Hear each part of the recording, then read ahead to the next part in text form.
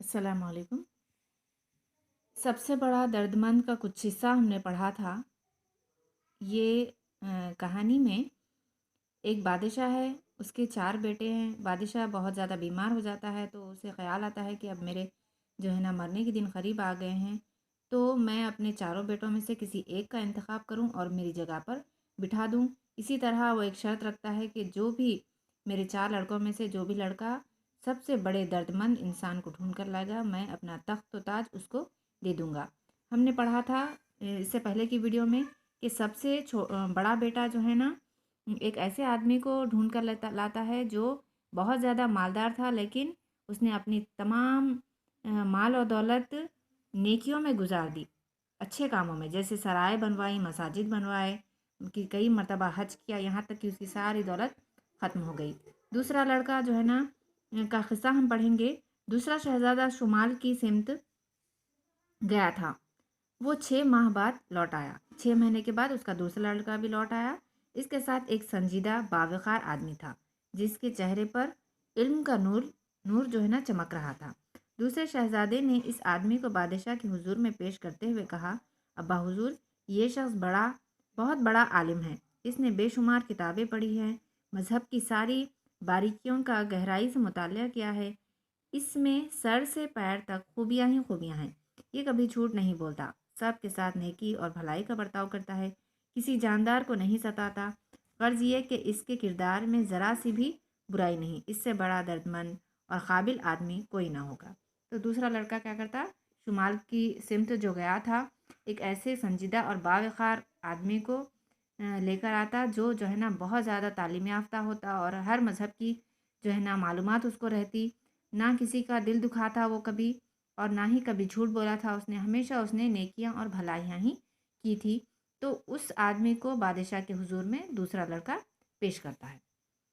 बादशाह ने कहा, यह बहुत खूबियों का मालिक है, इसके किरदार में कोई खराबी नहीं, इसके इल्म में भी किसी को कलाम नहीं। बेशक ये एक नेक और आखिल आदमी है, इसे इज़्ज़त के साथ शाही महल में ठहराया जाए। बादशाह क्या करता है, इससे पहले जो शहज़ादा बड़ा शहज़ादा लाया था उस आदमी को भी इज़्ज़त के साथ ठहराता अपने महल में, और दूसरा शहज़ादा जिसको लाया था उसको भी इज़्ज़त के साथ महल में जगह दी जाती। तीसरा शहज़ादा मगरिब की सिमत से लौट आया। इसके साथ एक फ़कीर था। शहज़ादे ने बादशाह के सामने पेश करते हुए कहा, अब्बा हुजूर, ये बुज़ुर्ग एक खुदा रसीदा फ़कीर है। सुना है कि किसी ज़माने में एक मुल्क के बादशाह थे, लेकिन खुदा की राह में तख्त व ताज, मुल्क और माल छोड़कर फ़िक्र व फाका की ज़िंदगी अख्तियार कर ली। रूखी सूखी जो भी मिले खा लेते हैं, रात दिन इबादत करते रहते हैं।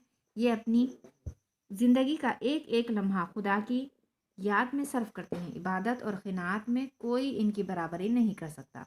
मेरी नज़र में सबसे बड़े दर्दमंद इंसान यही हैं। अब तीसरा शहज़ादा क्या किया कि मगरिब की सिमत से लौट कर आया और उसने एक खुदा रसीदा फ़कीर, खुदा रसीदा माने अल्लाह वाली फ़कीर को लाया। वो फ़कीर जो है ना पैदाइशी फ़कीर नहीं है, बल्कि वो भी एक ज़माने में जो है ना बादशाह हुआ करता था, लेकिन वो अपनी तमाम दौलत को अल्लाह की राह में ख़र्च करके इस हाल पर आ गया कि वो उसने फ़िक्र फ़ाक़ा की यानी फ़कीर की ज़िंदगी को अपना लिया, क्योंकि अल्लाह ताला का वो इतना ज़्यादा चाहने लगा था कि तमाम अपनी दौलत खुदा की खुशनुदी में उसने सर्फ कर दी। 1 साल होने में अभी 1 हफ्ता बाकी था। हफ्ते के आखिरी दिन मशरिक़ की सिमत से चौथा शहज़ादा लौट आया। इसके साथ एक दुबला पतला भिखारी नुमा आदमी था जिसके कपड़े पुराने और मैले थे और इनमें जगह जगह पैबंद लगे थे। सर पर टोपी थी और सर पर टोपी थी और न पैर में जूती। डरी डरी आंखों से इधर उधर देख रहा था। तीनों शहजादे इसे देखकर हंसने लगे।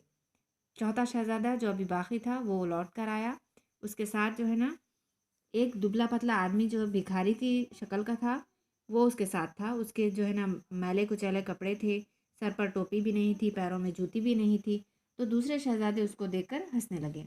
चौथे शहजादे ने बादशाह से कहा, अब्बा हुजूर, मैं आपके हुक्म के मुताबिक सबसे बड़े दर्दमंद इंसान की तलाश में दर बदर भटकता फिरा हूँ। इस दुनिया में दर्दमंद इंसानों का मिलना मुश्किल है, सबसे बड़े दर्दमंद इंसान की तलाश तो और भी मुश्किल है। तो उन्हें बोल रहा, छोटा शहज़ादा बोल रहा कि अब्बा हुजूर, मैं आपके जो शर्त आपने रखी थी उसको جو ہے نا حاصل کرنے کے لیے میں در بدر بھٹکتا پھرا ہوں. اس دنیا میں دردمند انسان کو ڈھونڈنا بہت زیادہ مشکل ہے.